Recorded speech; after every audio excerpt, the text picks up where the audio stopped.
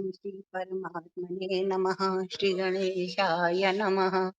वक्रतुंड महाकाय सूर्यकोटि समप्रभः निर्विघ्नं कुरु मे देव सर्वकार्येषु सर्वदा।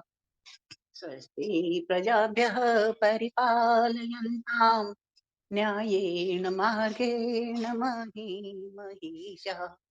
गोब्राह्मणेभ्यः शुभमास्तु नित्यम्।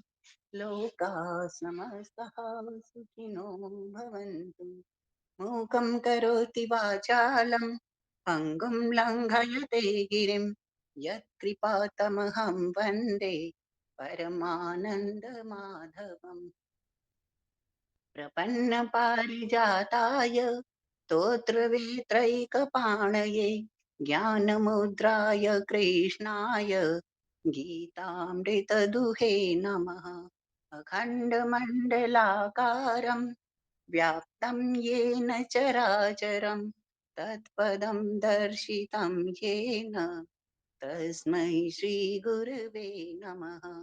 वसुदेवसुतं देवं कंसचाणूरमर्दनं देवकी परमानन्दं कृष्णं वन्दे जगद्गुरुम्।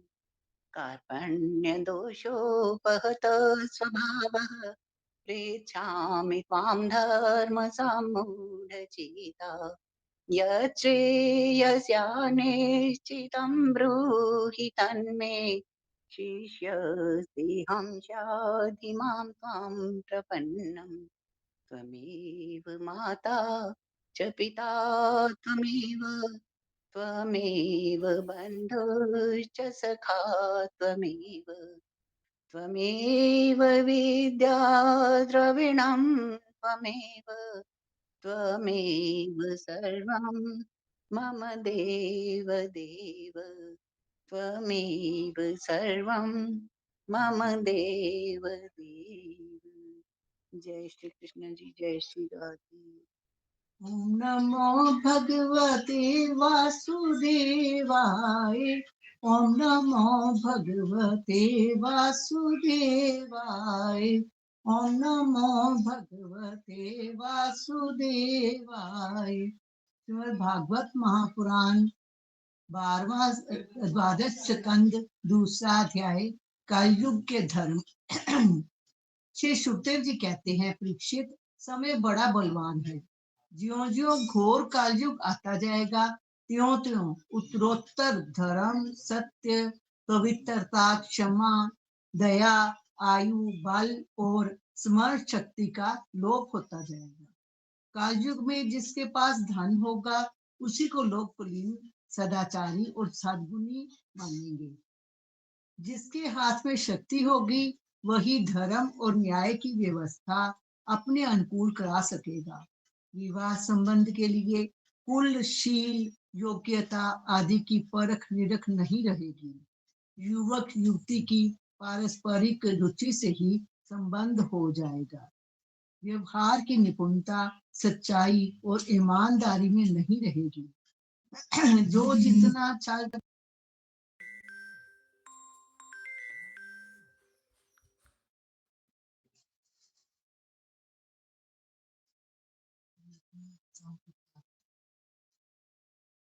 स्त्री और पुरुष की श्रेष्ठता का आधार उनका शील संयम न होकर केवल रति कौशल ही रहेगा।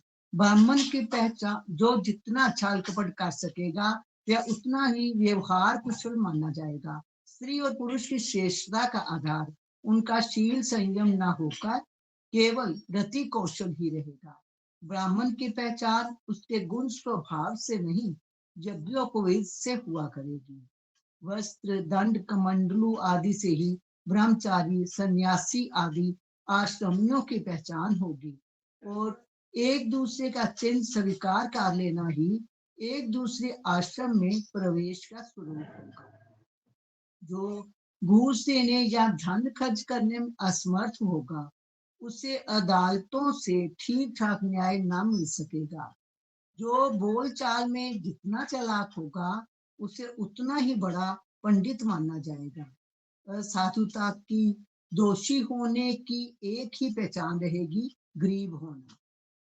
जो जितना अधिक दंभ पाखंड कर सकेगा उसे उतना ही बड़ा साधु समझा जाएगा। विवाह के लिए एक दूसरे की स्वीकृति ही प्राप्त होगी। शास्त्रीय विधि विधान की, संस्कार आदि की कोई आवश्यकता न समझी जाएगी। बाल आदि संवार कर कपड़े लत्ते से लैस हो जाना ही स्नान समझा जाएगा। लोग दूर के तालाब को तीर्थ मानेंगे और निकट के तीर्थ गंगा, गोमती, माता पिता आदि की अपेक्षा करेंगे। सिर पर बड़े बड़े बाल काकुल्ड खाना ही शारीरिक सौंदर्य का चिन्ह समझा जाएगा और जीवन का सबसे बड़ा पुरुषार्थ होगा अपना पेट भर लेना। जो जितनी ढिठाई से बात कर सकेगा उसे उतना ही सच्चा समझा जाएगा। योग्यता चतुराई का सबसे बड़ा लक्षण ये होगा कि मनुष्य अपने कुटुंब का पालन कर ले। धर्म का सेवन जांच के लिए किया जाएगा।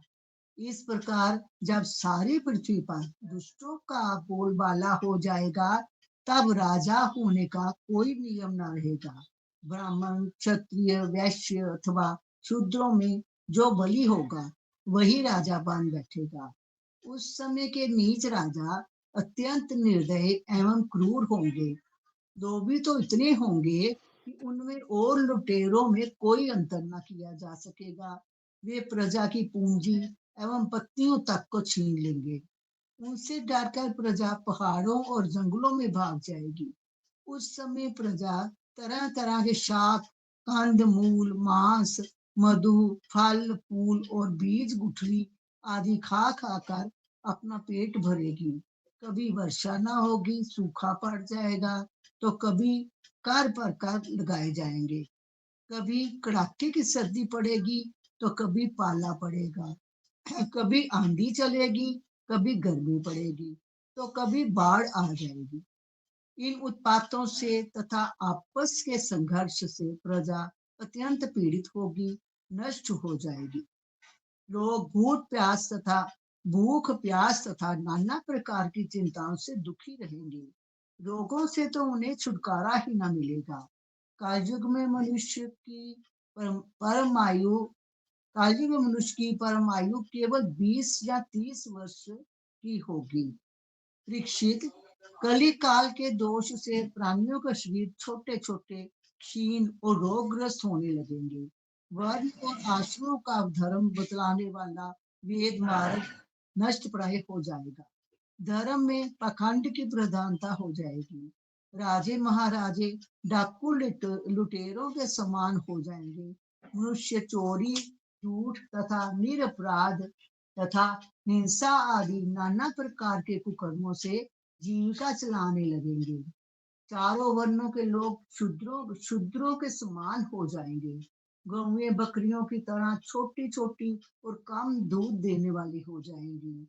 वानप्रस्थी और सन्यासी आदि विरक्त आश्रम वाले भी घर गृहस्थी जुटाकर गृहस्थों का साथ व्यापार करने लगेंगे। जिनसे वैवाहिक संबंध है उन्हीं को अपना संबंधी माना जाएगा। धान, जौ, गेहूं आदि धान्यों के पौधे छोटे छोटे होने लगेंगे। वृक्षों में अधिकांश शमी के समान छोटे और कंटीले वृक्ष ही रह जाएंगे। बादलों में बिजली तो बहुत चमकेगी परंतु वर्षा कम होगी। गृहस्थों के घर अतिथि सत्कार या वेद ध्वनि से रहित होने के कारण अथवा जनसंख्या घट जाने के कारण सूने सूने हो जाएंगे। परीक्षित, अधिक क्या कहें, कलयुग का अंत होते होते मनुष्यों का स्वभाव गधों जैसा दुस्सह बन जाएगा। लोग प्रायः गृहस्थी का भार ढोने वाले और विषयी हो जाएंगे। ऐसी स्थिति में धर्म की रक्षा करने के लिए सत्व गुण स्वीकार करके स्वयं भगवान अवतार ग्रहण करेंगे। कई 100 साल पहले सब लिखा गया जो आज हो रहा है। प्रिय परीक्षित, सर्वव्यापक भगवान विष्णु सर्वशक्तिमान है। वे सर्व स्वरूप होने पर भी चराचर जगत के सच्चे शिक्षक सदगुरु हैं। वे साधु सज्जन पुरुषों के धर्म की रक्षा के लिए उनके कर्म का बंधन काटकर उन्हें जन्म मृत्यु के चक्र से छुड़ाने के लिए अवतार ग्रहण करते हैं। उन दिनों शंबल ग्राम में विष्णु यश नाम के एक श्रेष्ठ ब्राह्मण होंगे। उनका हृदय बड़ा उदार एवं भगवत भक्ति से पूर्ण होगा। उन्हीं के घर कल्कि भगवान अवतार ग्रहण करेंगे। श्री भगवान ही अष्ट सिद्धियों के और समस्त सद्गुणों के एकमात्र आश्रय हैं। समस्त चराचर जगत के वे ही रक्षक और स्वामी हैं।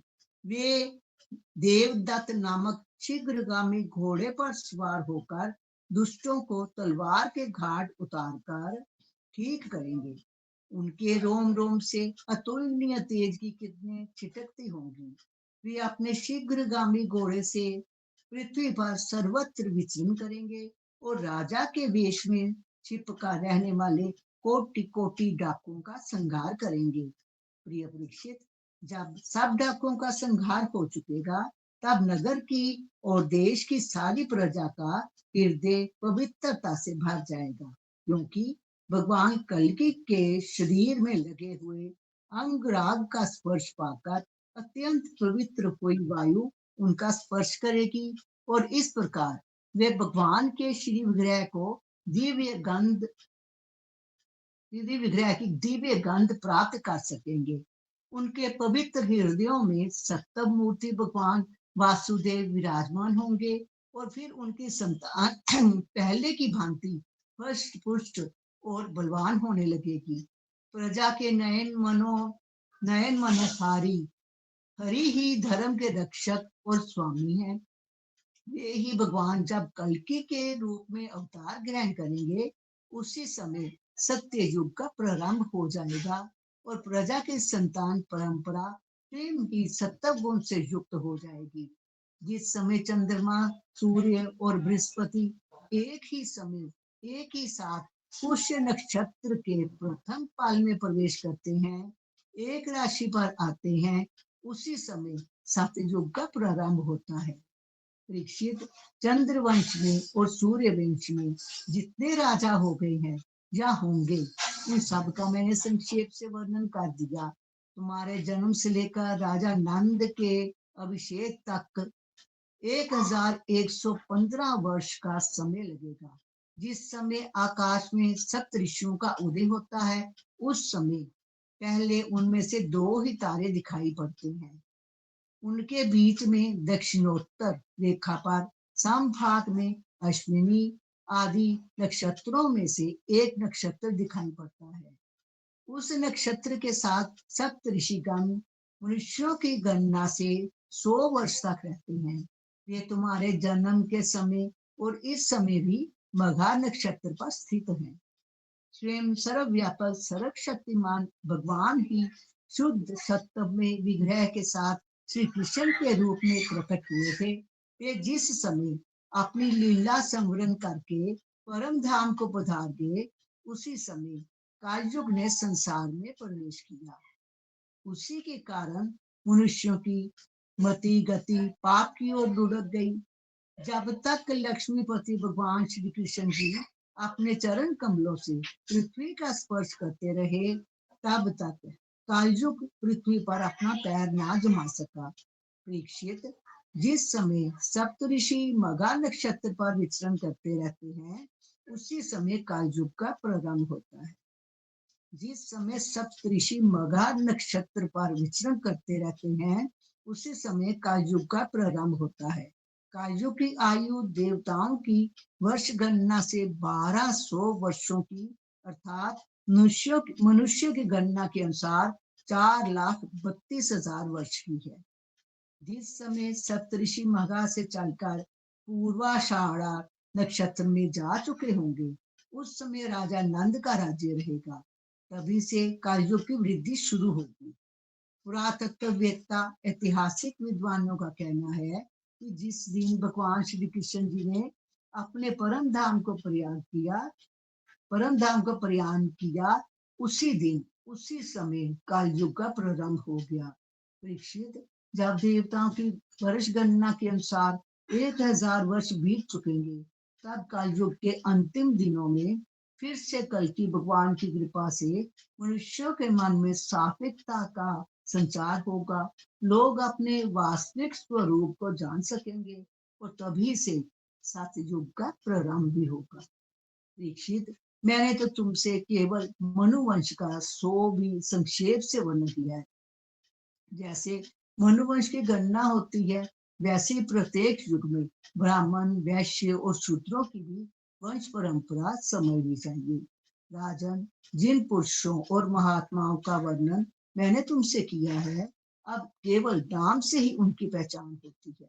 अब वे नहीं है, केवल उनकी कथा रह गई है। अब उनकी कीर्ति ही पृथ्वी पर जहां तहां सुनने को मिलती है।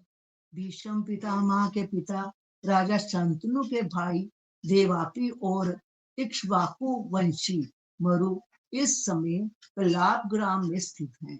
वे बहुत बड़े योग बल से युक्त हैं। कलयुग के अंत में कल के भगवान की आज्ञा से वे फिर यहाँ आएंगे और पहले की भांति ही वर्णाश्रम धर्म का विस्तार करेंगे। सतयुग, त्रेता, द्वापर और कलयुग, ये ही 4 युग हैं।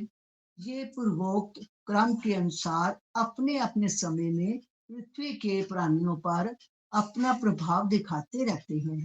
परीक्षित, मैंने तुमसे जिन राजाओं का वर्णन किया है, वे सब और उनके अतिरिक्त दूसरे राजा ही इस पृथ्वी को मेरी मेरी कहते रहेंगे, परंतु अंत में मरकर धूलि में मिल जाएंगे।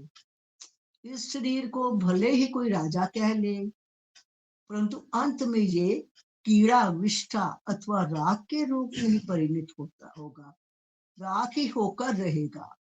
इसी शरीर के या इसके संबंधियों के लिए जो किसी भी प्राणी को सताता है, वह ना तो अपना स्वार्थ जानता है और ना तो परमात्मा, क्योंकि प्राणियों को सताना तो नरक का द्वार है।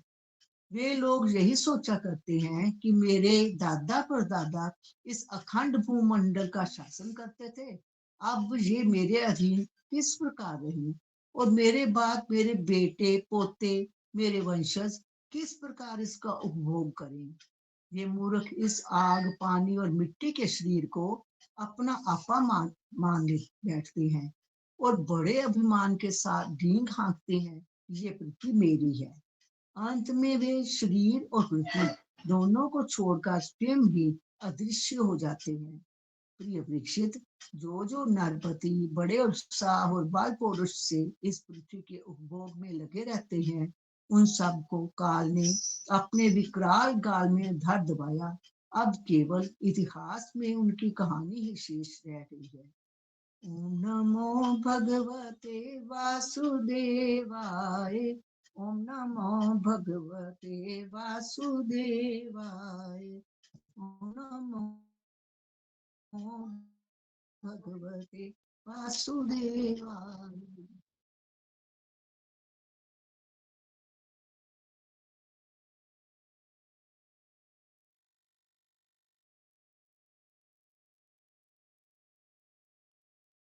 बिल्कुल सच्चाई, जो लिखा है सब कुछ आजकल हो रहा है।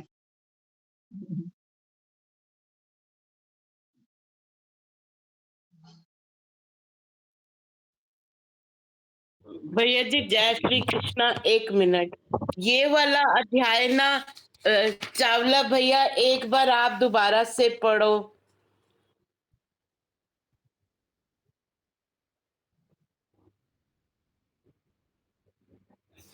मतलब मुझे मुझे ये लग रहा है कि जो जिस जिसमें हम जी रहे हैं ना, ये वो अध्याय आया है।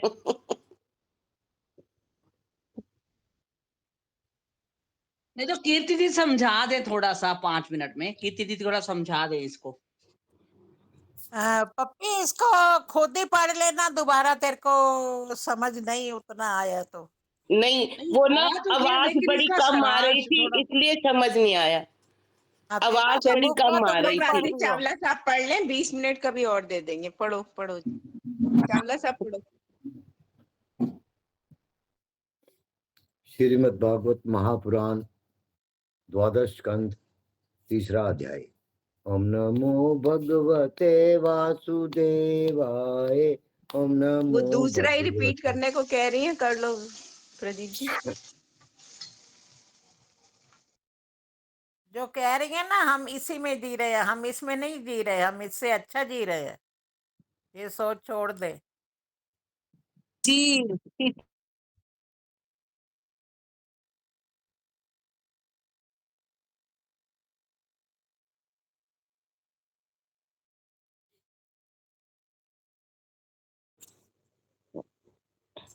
ओम ओम नमो नमो भगवते भगवते वासुदेवाय। ओम नमो भगवते वासुदेवाय। ओम नमो भगवते वासुदेवाय। ओम नमो भगवते वासुदेवाय। ओम नमो भगवते वासुदेवाय। ओम नमो भगवते वासुदेवाय। ओम नमो भगवते वासुदेवाय। ओम नमो भगवते वासुदेवाय। ओम नमो भगवते वासुदेवाय। ओम नमो भगवते वासुदेवाय। ओम नमो भगवते वासुदेवाय। वासुदेवाय कृष्ण देवाय। जय श्री कृष्ण।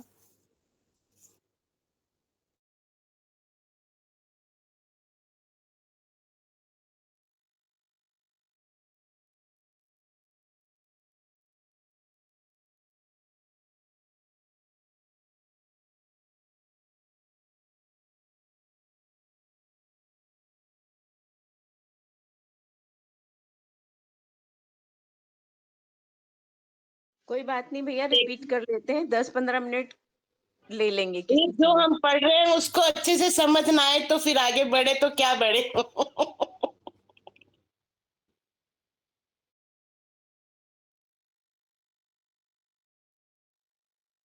ओम नमो भगवते वासुदेवाय।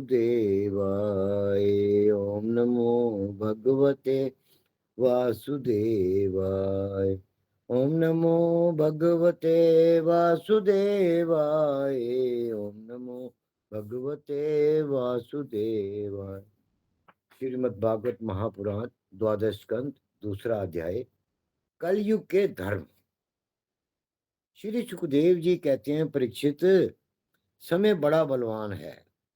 ज्यों ज्यों घोर कलयुग आता जाएगा त्यों त्यों उत्तरोत्तर धर्म, सत्य, पवित्रता, क्षमा, दया, आयु, बल और स्मरण शक्ति का लोप होता जाएगा। कलयुग में जिसके पास धन होगा उसी को लोग कुलीन, सदाचारी और सद्गुणी मानेंगे। जिसके हाथ में शक्ति होगी वही धर्म और न्याय की व्यवस्था अपने अनुकूल करा सकेगा।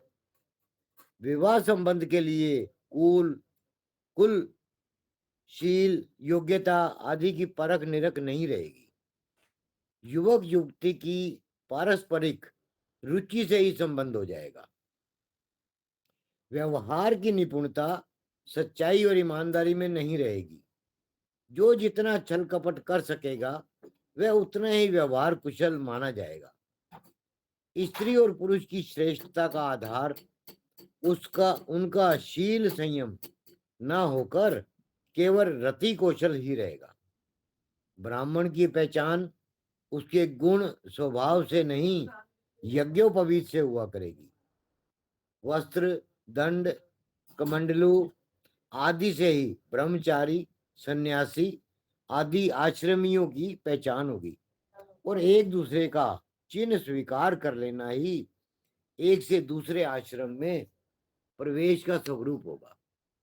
जो घूस देने या धन खर्च करने में असमर्थ होगा उसे अदालतों से ठीक ठीक न्याय ना मिल सकेगा। जो बोलचाल में जितना चालाक होगा उसे उतना ही बड़ा पंडित माना जाएगा। असाधुता की दोषी होने की एक ही पहचान रहेगी, गरीब होना। जो जितना अधिक दंभ पखंड कर सकेगा उसे उतना ही बड़ा साधु समझा जाएगा। विवाह के लिए एक दूसरे की स्वीकृति ही पर्याप्त होगी।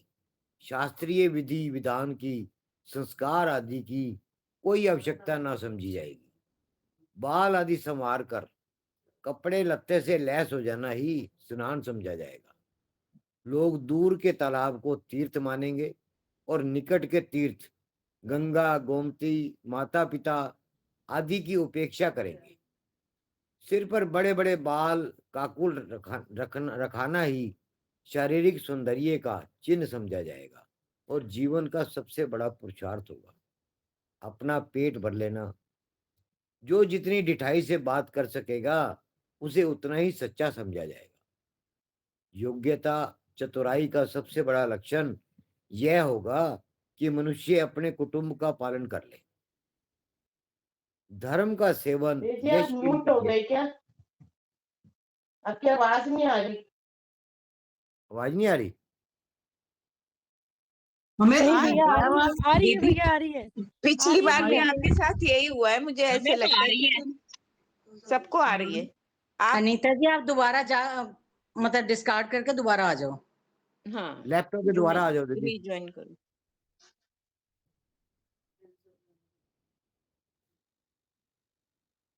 जीवन का सबसे बड़ा पुरुषार्थ होगा अपना पेट भर लेना। जो जितनी ढिठाई से बात कर सकेगा उसे उतना ही सच्चा समझा जाएगा। योग्यता चतुराई का सबसे बड़ा लक्षण यह होगा कि मनुष्य अपने कुटुंब का पालन कर ले। धर्म का सेवन यश के लिए किया जाएगा। इस प्रकार जब सारी पृथ्वी पर दुष्टों का बोलबाला हो जाएगा तब राजा होने का कोई नियम ना रहेगा। ब्राह्मण, क्षत्रिय, वैश्य अथवा शूद्रों में जो बली होगा वही राजा बन बैठेगा। उस समय के नीच राजा अत्यंत निर्दय एवं क्रूर होंगे। लोभी तो इतने होंगे कि उनमें और लुटेरों में कोई अंतर ना किया जा सकेगा। वे प्रजा की पूंजी एवं पत्नियों तक को छीन लेंगे। उनसे डरकर प्रजा पहाड़ों और जंगलों में भाग जाएगी। उस समय प्रजा तरह तरह के शाक, कंदमूल, मांस, मधु, फल फूल और बीज गुठली आदि खा खा कर अपना पेट भरेगी। कभी वर्षा ना होगी, सूखा पड़ जाएगा, तो कभी कभी कभी कर पर कर लगाए जाएंगे। कभी कड़ाके की सर्दी पड़ेगी तो कभी पाला पड़ेगा, कभी आंधी चलेगी, कभी गर्मी पड़ेगी, तो कभी बाढ़ आ जाएगी। इन उत्पातों से तथा आपस के संघर्ष से प्रजा अत्यंत पीड़ित होगी, नष्ट हो जाएगी। लोग भूख प्यास तथा नाना प्रकार की चिंताओं से दुखी रहेंगे। रोगों से तो उन्हें छुटकारा ही ना मिलेगा। कलयुग में मनुष्यों की परमायु केवल 20 या 30 वर्ष की होगी। परीक्षित, कली काल के दोष से प्राणियों के शरीर छोटे छोटे, क्षीण और रोगग्रस्त होने लगेंगे। वर्ण और आश्रमों का धर्म बतलाने वाला वेद मार्ग नष्ट प्राय हो जाएगा। धर्म में पाखंड की प्रधानता हो जाएगी। राजे महाराजे डाकू लुटेरों के समान हो जाएंगे। मनुष्य चोरी, झूठ तथा निरपराध हिंसा आदि नाना प्रकार के कुकर्मों से जीविका चलाने लगेंगे। चारों वर्णों के लोग शूद्रों के समान हो जाएंगे। गोएं बकरियों की तरह छोटी छोटी और कम दूध देने वाली हो जाएंगी। वानप्रस्थी और सन्यासी आदि विरक्त आश्रम वाले भी घर गृहस्थी जुटाकर गृहस्थों का सा व्यापार करने लगेंगे। जिनसे वैवाहिक संबंध है उन्हीं को अपना संबंधी माना जाएगा। धान, जौ, गेहूं आदि धान्यों के पौधे छोटे छोटे होने लगेंगे। वृक्षों में अधिकांश शमी के समान छोटे और कटीले वृक्ष ही रह जाएंगे। बादलों में बिजली तो बहुत चमकेगी परंतु वर्षा कम होगी। गृहस्थों के घर अतिथि सत्कार या वेद ध्वनि से रहित होने के कारण अथवा जनसंख्या घट जाने के कारण सूने सूने हो जाएंगे। परीक्षित, अधिक क्या कहें, कलयुग का अंत होते होते मनुष्यों का स्वभाव गधों जैसा दुसह बन जाएगा। लोग प्राय गृहस्थी का भार ढोने वाले और विषयी हो जाएंगे। ऐसी स्थिति में धर्म की रक्षा करने के लिए सत्वगुण स्वीकार करके स्वयं भगवान अवतार ग्रहण करें। प्रिय परीक्षित, सर्वव्यापक भगवान विष्णु सर्वशक्तिमान है। वे सर्वस्वरूप होने पर भी चराचर जगत के सच्चे शिक्षक सद्गुरु हैं।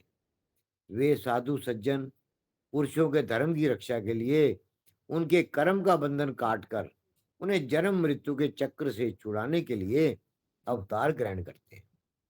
उन दिनों शंबल ग्राम में विष्णु यश नाम के एक श्रेष्ठ ब्राह्मण होंगे। उनका हृदय बड़ा उदार एवं भगवत भक्ति से पूर्ण होगा। उन्हीं के घर कल्कि भगवान अवतार ग्रहण करेंगे। श्री भगवान ही अष्ट सिद्धियों के और समस्त सद्गुणों के एकमात्र आश्रय हैं। समस्त चराचर जगत के वे ही रक्षक और स्वामी हैं। वे देवदत्त नामक शीघ्रगामी घोड़े पर सवार होकर दुष्टों को तलवार के घाट उतार कर ठीक करेंगे। उनके रोम रोम से अतुलनीय तेज की किरणें छिटकती होंगी। वे अपने शीघ्रगामी घोड़े से पृथ्वी पर सर्वत्र विचरण करेंगे और राजा के वेश में छिपकर रहने वाले कोटि कोटि डाकुओं का संहार करेंगे। प्रिय परीक्षित, जब सब डाकुओं का संहार हो चुकेगा तब नगर की और देश की सारी प्रजा का हृदय पवित्रता से भर जाएगा। क्योंकि भगवान कल्कि के शरीर में लगे हुए अंगराग का स्पर्श पाकर अत्यंत पवित्र हुई वायु उनका स्पर्श करेगी और इस प्रकार वे भगवान के श्री विग्रह की दिव्य गंध प्राप्त कर सकेंगे। उनके पवित्र हृदयों में सत्व मूर्ति भगवान वासुदेव विराजमान होंगे और फिर उनकी संतान पहले की भांति हष्ट पुष्ट और बलवान होने लगेगी। प्रजा के नयन मनोहारी हरि ही धर्म के रक्षक और स्वामी हैं। वे ही भगवान जब कल्कि के रूप में अवतार ग्रहण करेंगे उसी समय सतयुग का प्रारंभ हो जाएगा और प्रजा की संतान परंपरा स्वयं ही सत्व गुण से युक्त हो जाएगी। जिस समय चंद्रमा सूर्य और बृहस्पति एक ही समय एक ही साथ पुष्य नक्षत्र के प्रथम पल में प्रवेश करते हैं, एक राशि पर आते हैं, उसी समय सतयुग का प्रारंभ होता है। परीक्षित, चंद्रवंश और सूर्यवंश में जितने राजा हो गए हैं या होंगे उन सब का मैंने संक्षेप से वर्णन कर दिया। तुम्हारे जन्म से लेकर राजा नंद के अभिषेक तक 1115 वर्ष का समय लगेगा। जिस समय आकाश में सप्तऋषियों का उदय होता है उस समय पहले उनमें से 2 ही तारे दिखाई पड़ते हैं। उनके बीच में दक्षिणोत्तर रेखा पर समभाग में अश्विनी आदि नक्षत्रों में से एक नक्षत्र दिखाई पड़ता है। उस नक्षत्र के साथ सप्तऋषिगण मनुष्यों की गणना से 100 वर्ष तक रहते हैं। वे तुम्हारे जन्म के समय और इस समय भी मघा नक्षत्र पर स्थित है। स्वयं वर्ष सर्वव्यापक सर्वशक्तिमान भगवान ही शुद्ध सत्वमय विग्रह के साथ श्री कृष्ण के रूप में प्रकट हुए थे। वे जिस समय अपनी लीला स्मरण करके परम धाम को पधार गए उसी समय कलयुग ने संसार में प्रवेश किया। उसी के कारण मनुष्य की मति गति पाप की ओर ढुलक गई। जब तक लक्ष्मीपति भगवान श्री कृष्ण अपने चरण कमलों से पृथ्वी का स्पर्श करते रहे तब तक कलयुग पृथ्वी पर अपना पैर ना जमा सका। परीक्षित, जिस समय सप्तऋषि मघा नक्षत्र पर विचरण करते रहते हैं उसी समय कलयुग का प्रारंभ होता है। कलयुग की आयु देवताओं की वर्ष गणना से 1200 वर्षों की अर्थात देवताओं की वर्ष गणना से 1200 वर्षों की अर्थात मनुष्यों की गणना के अनुसार 4,32,000 वर्ष की है। जिस समय सप्तऋषि मघा से चलकर पूर्वाषाढ़ा नक्षत्र में जा चुके होंगे उस समय राजा नंद का राज्य रहेगा। तभी से कलयुग की वृद्धि शुरू होगी। पुरातत्ववेता ऐतिहासिक विद्वानों का कहना है कि जिस दिन भगवान श्री कृष्ण ने अपने परम धाम को प्रयाण किया उसी दिन उसी समय कलयुग का प्रारंभ हो गया। परीक्षित, जब देवताओं की वर्ष गणना के अनुसार 1000 वर्ष बीत चुकेंगे, तब कलयुग के अंतिम दिनों में फिर से कल की भगवान की कृपा से मनुष्यों के मन में सात्विकता का संचार होगा। लोग अपने वास्तविक स्वरूप को जान सकेंगे, तभी से सत्य युग का प्रारंभ भी होगा। परीक्षित, मैंने तो तुमसे केवल मनुवंश का सो भी संक्षेप से वर्णन किया है। जैसे मनुवंश की गणना होती है, वैसे ही प्रत्येक युग में ब्राह्मण, वैश्य और शूद्रों की भी वंश परंपरा समझनी चाहिए। राजन, जिन पुरुषों और महात्माओं का वर्णन मैंने तुमसे किया है, अब केवल नाम से ही उनकी पहचान होती है। अब वे नहीं है, केवल उनकी कथा रह गई है। अब उनकी कीर्ति ही पृथ्वी पर जहां तहां सुनने को मिलती है। भीष्म पितामह के पिता राजा शांतनु के भाई देवापी और इक्ष्वाकुवंशी मरु इस समय कलाप ग्राम में स्थित हैं। वे बहुत बड़े योग बल से युक्त हैं। कलयुग के अंत में कल की भगवान की आज्ञा से वे फिर यहाँ आएंगे और पहले की भांति ही वर्णाश्रम धर्म का विस्तार करेंगे। सतयुग, त्रेता, द्वापर और कलयुग, ये ही 4 युग हैं। ये पूर्वोक्त क्रम के अनुसार अपने अपने समय में पृथ्वी के प्राणियों पर अपना प्रभाव दिखाते रहते हैं। परीक्षित, मैंने तुमसे जिन राजाओं का वर्णन किया है, वे सब और उनके अतिरिक्त दूसरे राजा भी इस पृथ्वी को मेरी मेरी करते रहे, परंतु अंत में मरकर दूर में मिल गए। इस शरीर को भले ही कोई राजा कह ले, परंतु अंत में यह कीड़ा विष्ठा अथवा राख के रूप में ही परिणत होगा, राख ही होकर रहेगा। इसी शरीर के या इसके संबंधियों के लिए जो किसी भी प्राणी को सताता है, वह ना तो अपना स्वार्थ जानता है और ना परमार्थ, क्योंकि प्राणियों को सताना तो नरक का द्वार है। वे लोग यही सोचा करते हैं कि मेरे दादा परदादा इस अखंड भूमंडल का शासन करते थे, अब ये मेरे अधीन किस प्रकार रहे, और मेरे बाद मेरे बेटे पोते, मेरे वंशज किस प्रकार इसका उपभोग करें।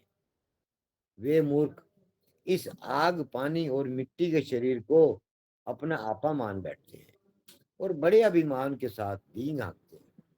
यह पृथ्वी मेरी है। अंत में वे शरीर और पृथ्वी दोनों को छोड़कर स्वयं ही अदृश्य हो जाते हैं। प्रिय परीक्षित, जो नरपति बड़े उत्साह और बल पूर्वक से इस पृथ्वी के उपभोग में लगे रहे, उन सबको काल ने अपने विकराल गाल में धर दबाया। अब केवल इतिहास में उनकी कहानी ही शेष रह गई। ओम नमो भगवते वासुदेवाय। ओम नमो भगवते वासुदेवाय। जो इसमें 1 मिनट और लूंगा, अगर आप सब इजाजत दें तो। कि अब जो इसमें कहा गया है कि ये घोर घोर कलयुग आता जाएगा तो ये हालात होंगे, अभी तो उसके हिसाब से कुछ भी नहीं है। अभी तो ये स्टार्टिंग है। अभी तो धर्म किसी का ने बहुत अगर ज्यादा अभी तो है। हाँ, अभी तो बहुत टाइम लगेगा इस ये हालात बताए गए हैं, क्योंकि कल की अवतार तो तब आएगा जब उनके उनके 1200 वर्ष तो 1000 वर्षों के बाद आएगा। तो हमारे भी जब 3 लाख वर्ष बीत चुके होंगे, उसके बाद ही ये आएगा। तो अभी तो स्टार्टिंग है। ओम नमो अगर भगवते। किसी ने गोरखनाथ जी का वो पढ़ा हो, तो उसमें साफ साफ लिखा है कि 7 साल की माँ बन जाएगी, 15 साल की नानी बन जाएगी हाँ जी, हाँ जी, महिला, बिल्कुल।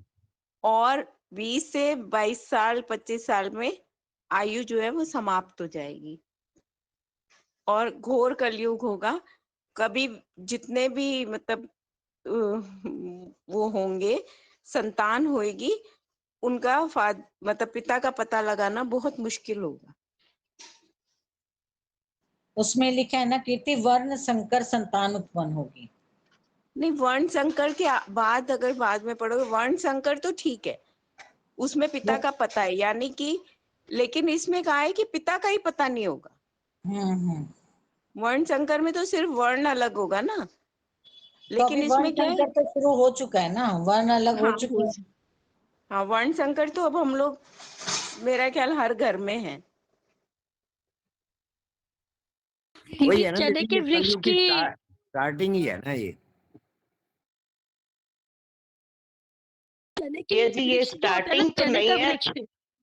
ये स्टार्टिंग से हम आगे चले गए हैं, अभी मिड के आसपास आ गए हैं, मिड के अभी ये अभी आसपास। तो बहुत हो जाना है, कलयुग अभी है ना, मिड नहीं आया, शिशु अभी रूप में है। स्टार्टिंग ही है ये। अब इसका जो कलयुग इसमें शिशु लिखा रूप हुआ में है है, ना अभी उसके बहुत हिसाब से अच्छे ये हैं हम, स्टार्टिंग ही है। ये मत शिशु सोचो। रूप में है, कितनी शिशु रूप में भगवान है की ये। कृपा हो रही है, सत्संग हो रहा है, सब कुछ कर रहे हैं हम बहुत अच्छे जीवन जी रहे हैं।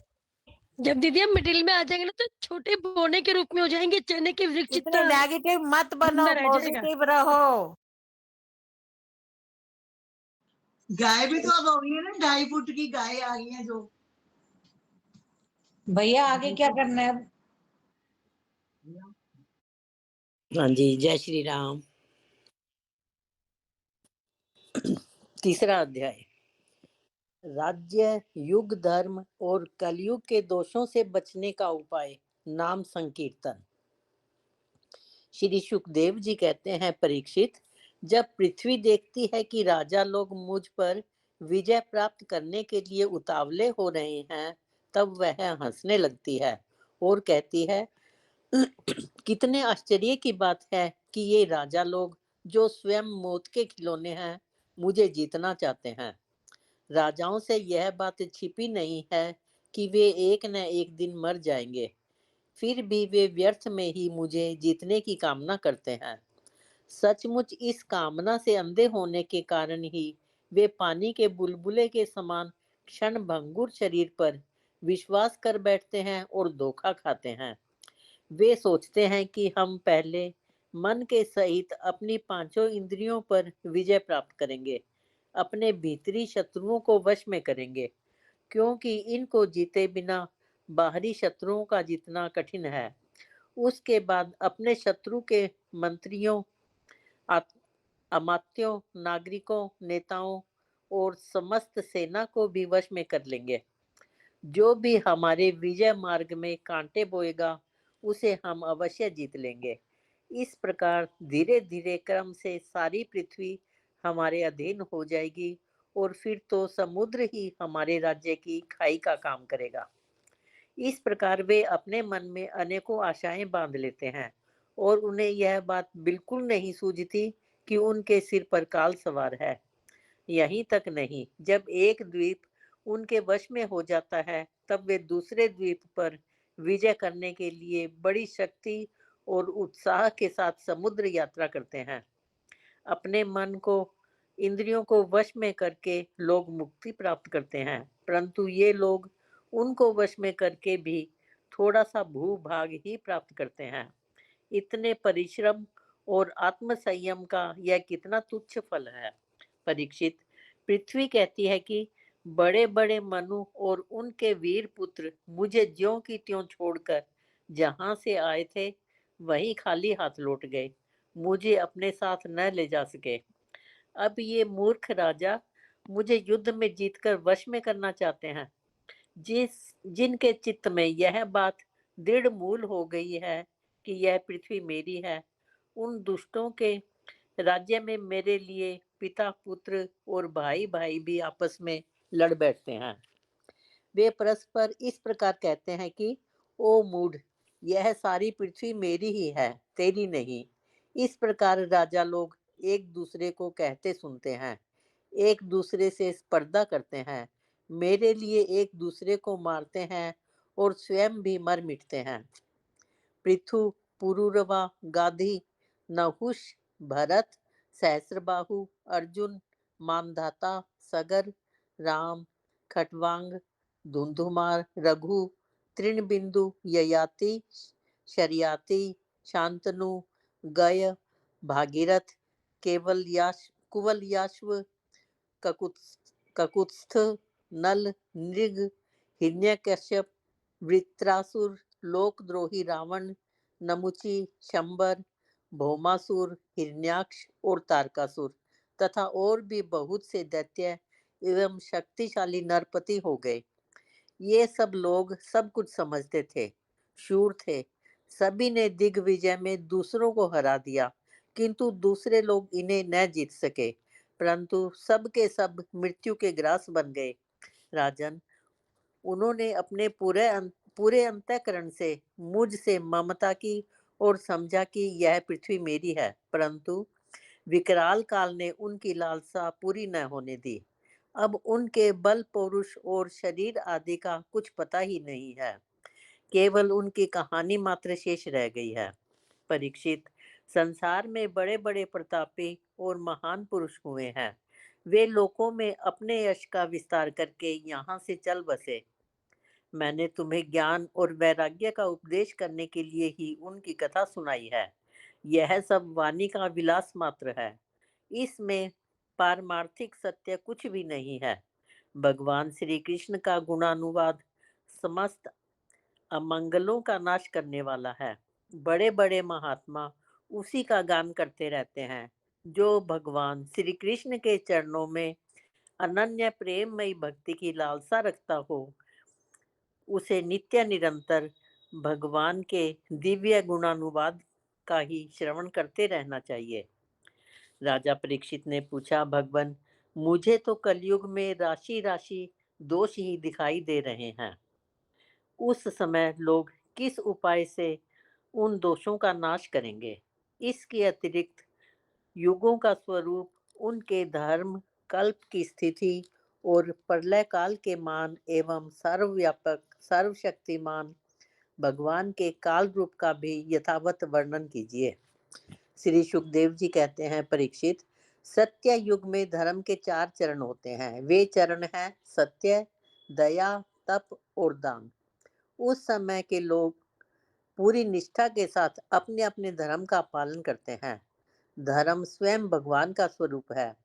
सत्य युग के लोग बड़े संतोषी और दयालु होते हैं। वे सब से मित्रता का व्यवहार करते और शांत रहते हैं। इंद्रियां और मन उनके वश में रहते हैं और सुख दुख आदि द्वंद्वों को वे समान भाव से सहन करते हैं।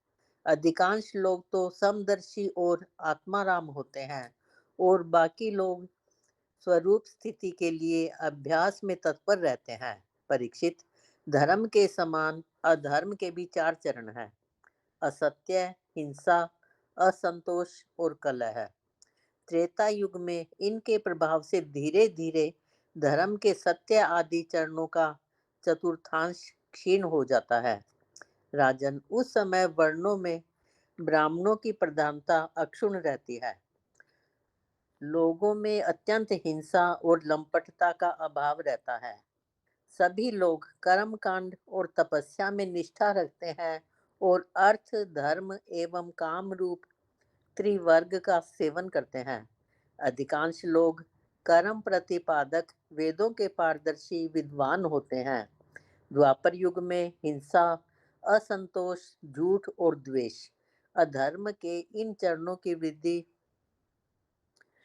हो जाती है एवं इनके कारण धर्म के 4 चरण तपस्या, सत्य, दया और दान आधे आधे क्षीण हो जाते हैं। उस समय के लोग बड़े यशस्वी, कर्मकांडी और वेदों के अध्ययन अध्यापन में बड़े तत्पर होते हैं। लोगों के कुटुंब बड़े बड़े होते हैं। प्राय लोग धनाढ्य और सुखी होते हैं। उस समय वर्णों में क्षत्रिय और ब्राह्मण 2 वर्णों की प्रधानता रहती है। कलयुग में तो अधर्म के 4 चरण अत्यंत बढ़ जाते हैं। उनके कारण धर्म के 4 चरण क्षीण होने लगते हैं और उनका चतुर्थांश ही बच रहता है। अंत में तो उस चतुर्थांश का भी लोप हो जाता है। कलयुग में लोग लोभी, दुराचारी और कठोर हृदय होते हैं। वे झूठ मूठ एक दूसरे से वैर मोल ले लेते हैं एवं लालसा तृष्णा की तरंगों में बहते रहते हैं। उस समय के अभागे लोगों में शूद्र, केवट आदि की प्रधानता रहती है। सभी प्राणियों में 3 गुण होते हैं, सत्व, रज और तम। काल की प्रेरणा से समय समय पर शरीर, प्राण और मन में उनका हास और विकास भी हुआ करता है। जिस समय मन, बुद्धि और इंद्रियां सत्व गुण में स्थित होकर अपना अपना काम करने लगती है, उस समय सत्ययुग समझना चाहिए। सत्व गुण की प्रधानता के समय मनुष्य ज्ञान और तपस्या से अधिक प्रेम करने लगता है। जिस समय मनुष्यों की प्रवृत्ति और रुचि धर्म, अर्थ और लौकिक पारलौकिक सुख भोगों की ओर होती है तथा शरीर, मन एवं इंद्रियां रजोगुण में स्थित होकर काम करने लगती है, बुद्धिमान परीक्षित समझना चाहिए कि उस समय त्रेता युग अपना काम कर रहा है। जिस समय ठीक है जी, ठीक है।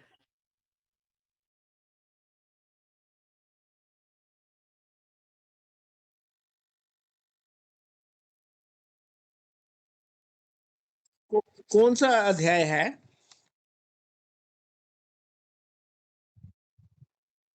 तीसरा अध्याय। अच्छा, तीसरे का कौन सा बता रहे हो?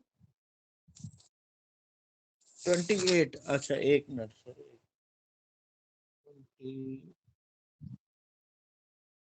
एक मिनट। हाँ, 28। जिस जिस समय लोभ, असंतोष, अभिमान, दंभ और मत्सर आदि दोषों का बोलबाला हो और मनुष्य बड़े उत्साह तथा रुचि के साथ सकाम कर्मों में लगना चाहे, उस समय द्वापर युग समझना चाहिए। आवश्यक ही रजोगुण और तमोगुण की मिश्रित प्रधानता का नाम ही द्वापर युग है। जिस समय झूठ, कपट, तंत्र, निद्रा, हिंसा, विषाद, शोक, मोह, भय और दीनता की प्रधानता हो, उसे तमोगुण प्रधान कलयुग समझना चाहिए। जब कलयुग का राज्य होता है, तब लोगों की दृष्टि शूद्र हो जाती है। अधिकांश लोग होते तो हैं अत्यंत निर्धन, परंतु खाते हैं बहुत अधिक। उनका भाग्य तो होता है बहुत ही मंद, और चित्त में कामनाएं होती हैं बहुत बड़ी बड़ी। स्त्रियों में दुष्टता और कुलटापन की वृद्धि हो जाती है। सारे देश में, गांव गांव में लुटेरों की प्रधानता एवं प्रचुरता हो जाती है। पखंडी लोग अपने नए नए मत चलाकर मनमाने ढंग से वेदों का तात्पर्य निकालने लगते हैं और इस प्रकार उन्हें कलंकित करते हैं। राजा कहलाने वाले लोग प्रजा की सारी कमाई हड़प कर उन्हें चूसने लगते हैं। ब्राह्मण नामधारी जीव पेट भरने और जनेंद्रियों को तृप्त करने में लग जाते हैं। भ्रष्टाचारी लोग ब्रह्मचर्य व्रत से रहित और अपवित्र रहने लगते हैं। गृहस्थ दूसरों को भिक्षा देने के बदले स्वयं भीख मांगने लगते हैं। वानप्रस्थी गांव में बसने लगते हैं और सन्यासी धन के अत्यंत लोभी अर्थ पिशाच हो जाते हैं। स्त्रियों का आकार तो छोटा हो जाता है, पर भूख बढ़ जाती है। उन्हें संतान बहुत अधिक होती है और वे अपने कुल मर्यादा का उल्लंघन करके लाज हया जो उनका भूषण है छोड़ बैठती हैं। वे सदा सर्वदा कड़वी बात कहती रहती है और चोरी तथा कपट में बड़े बड़ी निपुण हो जाती हैं। उनमें साहस भी बहुत बढ़ जाता है। व्यापारियों के हृदय अत्यंत शूद्र हो जाते हैं। वे कोड़ी कोड़ी से लिपटे रहते और छदाम छदाम के लिए धोखाधड़ी करने लगते हैं। और तो क्या, आपत्ति काल ना होने पर तथा धनी होने पर भी वे निम्न श्रेणी के व्यापारों को, जिनकी सत्पुरुष निंदा करते हैं, ठीक समझने और अपनाने लगते हैं। स्वामी चाहे सर्वश्रेष्ठ ही क्यों ना हो, जब सेवक लोग देखते हैं कि इसके पास धन दौलत नहीं रही, तब उसे छोड़कर भाग जाते हैं।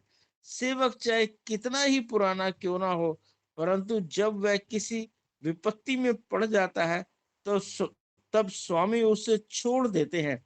और तो क्या, जब गौएं बकेन हो जाती हैं, दूध देना बंद कर देती हैं, तब लोग उनका ही परित्याग कर देते हैं।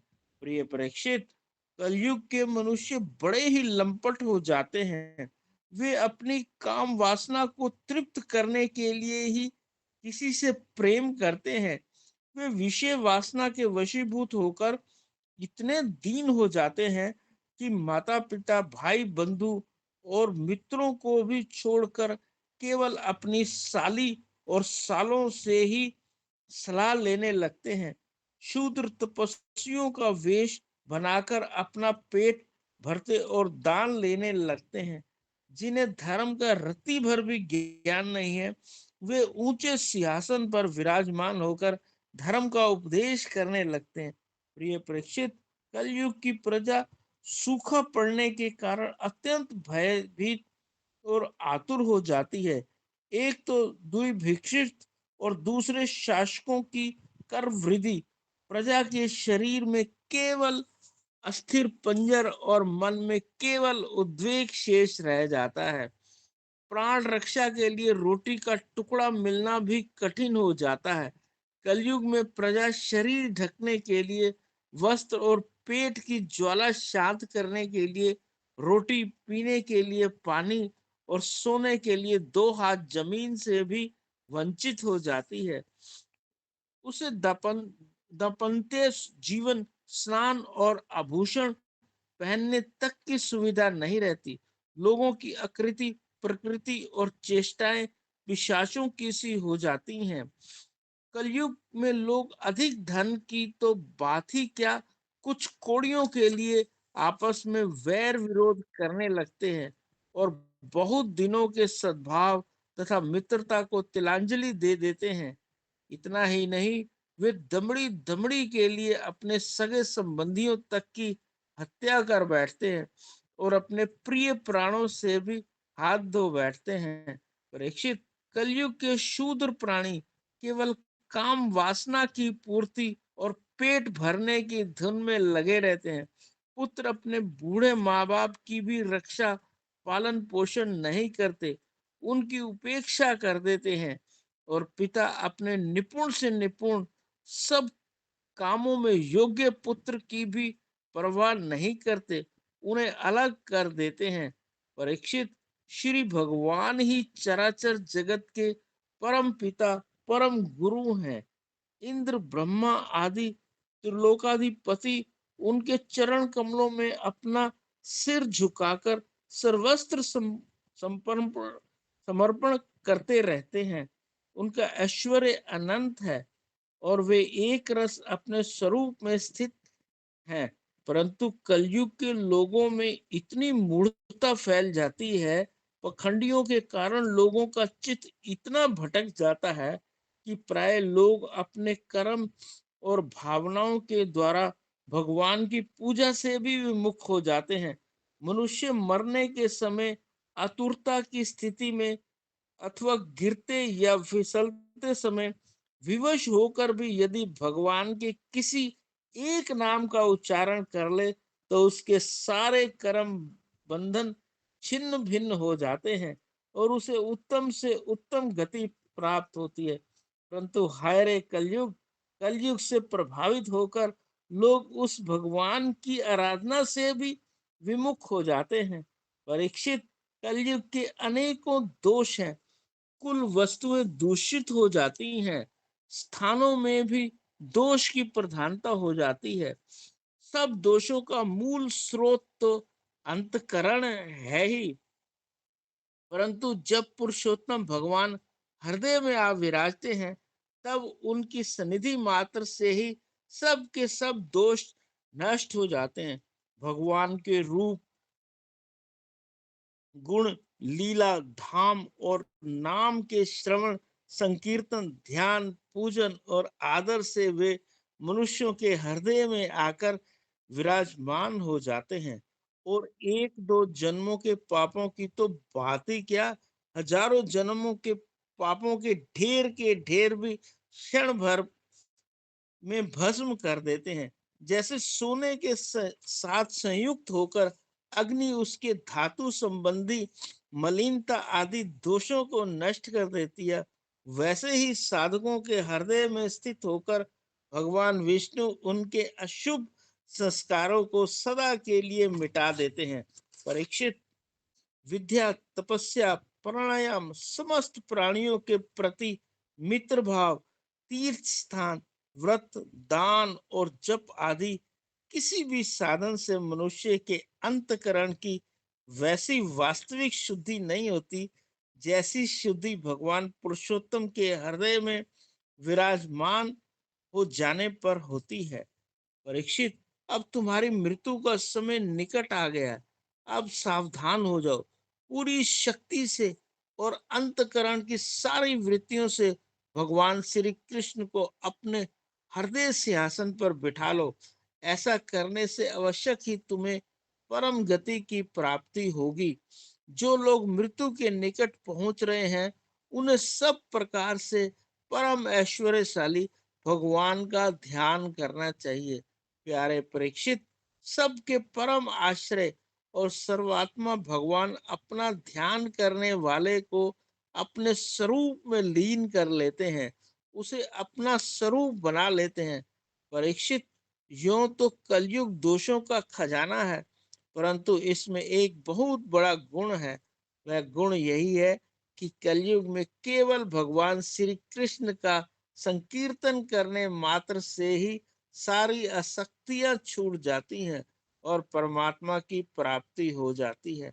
सत्य युग में भगवान का ध्यान करने से, त्रेता में बड़े बड़े यज्ञों के द्वारा उनकी आराधना करने से और द्वापर में विधि पूर्वक उनकी पूजा करने से जो फल मिलता है, वह कलयुग में केवल भगवान नाम का कीर्तन करने से प्राप्त हो जाता है। जय श्री कृष्ण। नमो भगवते वासुदेवाय। ओम नमो भगवते वासुदेवाय। ओम नमो भगवती देवी।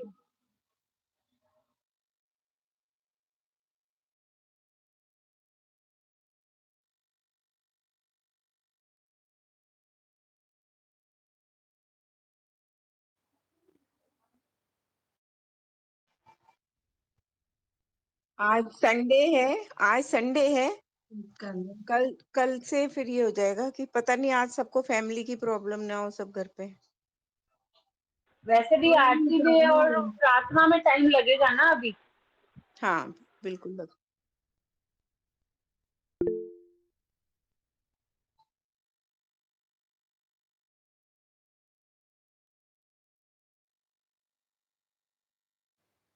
जैसे कि देवकी जाए गोकुल बने यशोदा दूल्हा, आरती उतारे तेरी कृष्ण मुरार।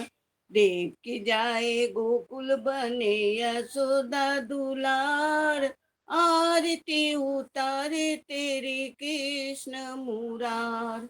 सृष्टि के झूलैया झूले यशोदा के पालना, जगत के पिता बने नंद जू के लालना। कैसे है कन्हैया खाई यशोदा की मार, आरती उतारे तेरी कृष्ण मुरार। जय जय आरती उतारे तेरी कृष्ण मुरार।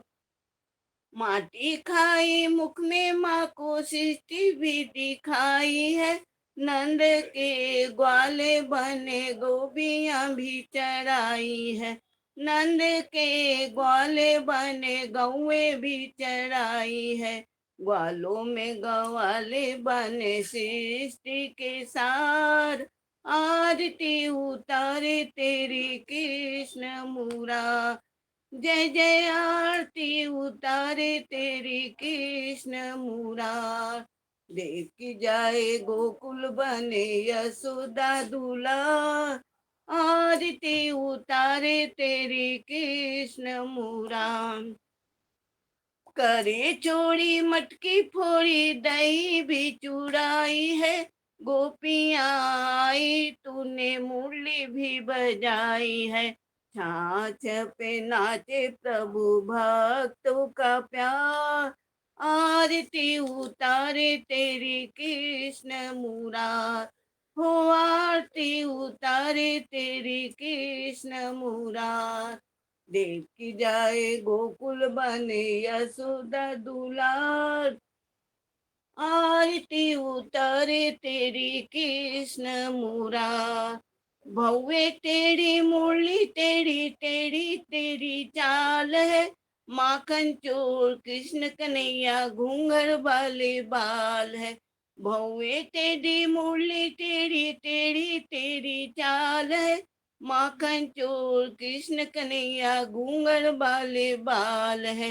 मुरली पे मुरली है निराली तेरी आदि ओमकार, आरती उतारे तेरी कृष्ण मुरार, हो आरती उतारे तेरी कृष्ण मुरार। राधाई रासन चाई मारी पिचकारी है, रंग दे चुनरिया बो कान्हा की दुलारी है। करना मैं सरकार पे मैं जाऊं बलिहार, आरती उतारे तेरी कृष्ण मुरार। जय जय आरती उतारे तेरी कृष्ण मुरार। देव की जाए गोकुल बने यशोदा दुलार, आरती उतारे तेरी कृष्ण मुरार। जय जय आरती उतारे तेरी कृष्ण मुरार। जय श्री राधे।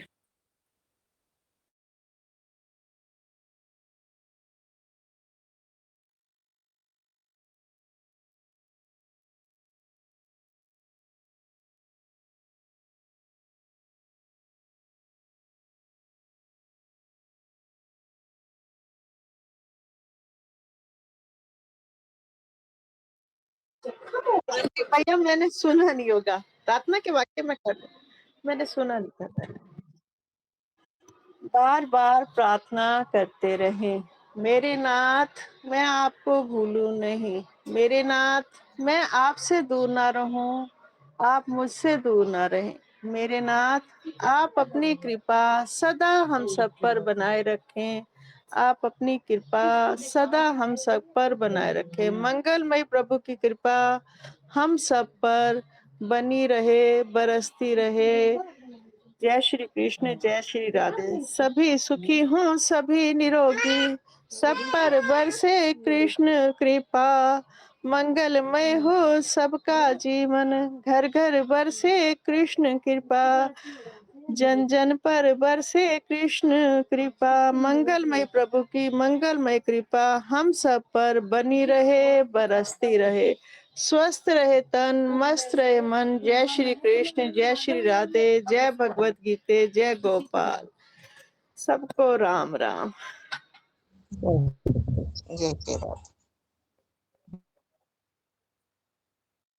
जय श्री कृष्ण, जय श्री राधे। मेरे 130। हाँ जी, और मेरे बेटे के 5।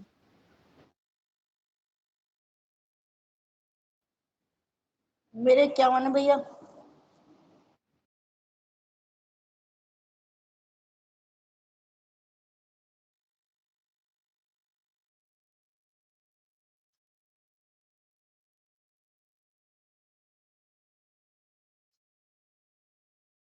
कल मैं एब्सेंट रहूंगी भैया, कल मैं एब्सेंट रहूंगी। नहीं, मैं कल जा रही हूँ, हमारे सती माता होती है, मत्था टेकने जाना है वहां पे चंडीगढ़ के पास। आ जाना है, अगर आ गई टाइम पे फिर कर लूंगी ज्वाइन।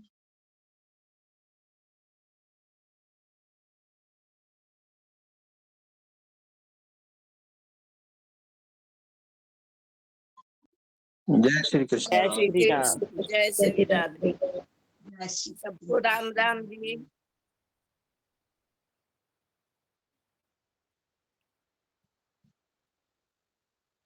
ये ट्रेन तुम्हारा शुरू कर लेना ना फिर थोड़े देर में।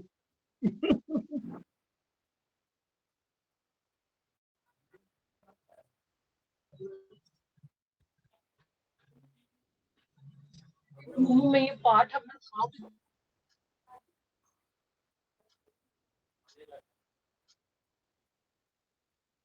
Yes.